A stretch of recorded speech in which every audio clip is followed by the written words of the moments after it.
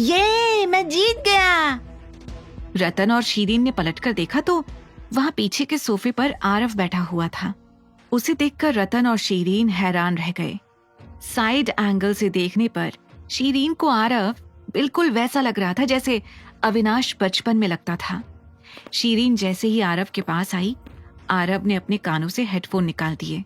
अचानक नए लोगों को देखकर आरव भी कंफ्यूज हो गया। बेटा, आपका नाम क्या है? शीरीन ने बड़े प्यार से पूछा। आरव अपनी आंखें गोल गोल घुमाकर कभी अविनाश को तो कभी शीरीन को देख रहा था। मेरा नाम आरव है। और आपकी मम्मा का नाम? मेरी मम्मा, उनका नाम है। जैसे ही आरव नव्या का नाम लेने वाला था तभी अविनाश आगे आ गया। मॉम, ये आप क्या बातें लेकर बैठ गई हैं? अवी, तुमने इतनी बड़ी बात हम लोगों से छुपाई। हम लोग कब से तुम्हारी शादी के पीछे पड़े हैं और तुम पहले से। इस बच्चे की माँ कहाँ है? शीरीन ने हल्के गुस्से से पूछा। कहीं ऐसा तो नहीं कि उस लड़की के प्रेग्नेंट होने के बाद तुमने उसे छोड़ दिया और अब ये बच्चा यहाँ अचानक आ गया है? रतन ने कहा।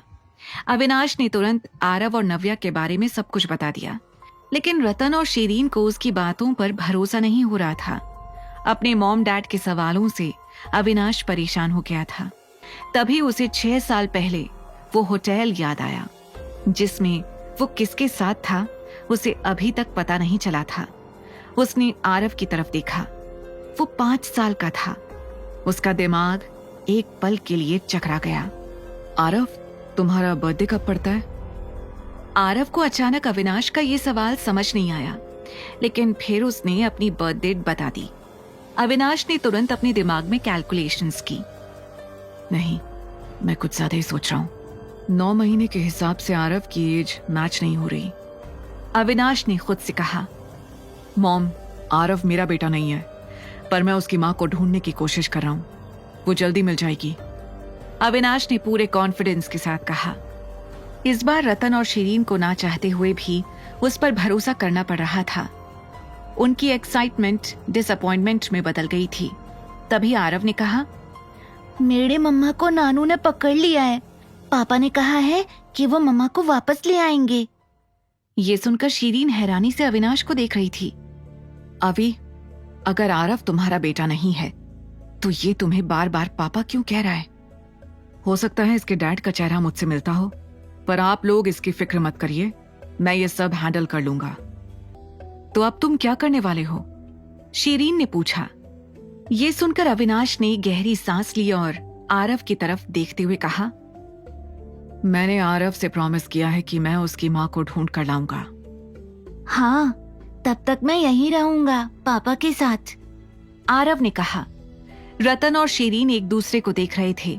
उन्हें समझ नहीं आ रहा था कि वो अविनाश की परेशानी को कैसे कम करें।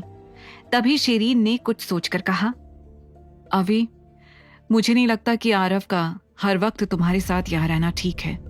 I mean, तुम ठीक से काम भी नहीं कर पाओगे और पता नहीं लोग क्या क्या बातें बनाएंगे। बेटर होगा कि आरव को हम अपने साथ ले जाएं। ये सुनकर आरव का चेहरा उदास हो गया। अविनाश समझ गया था कि आरव का मन नहीं है यहाँ से जाने का।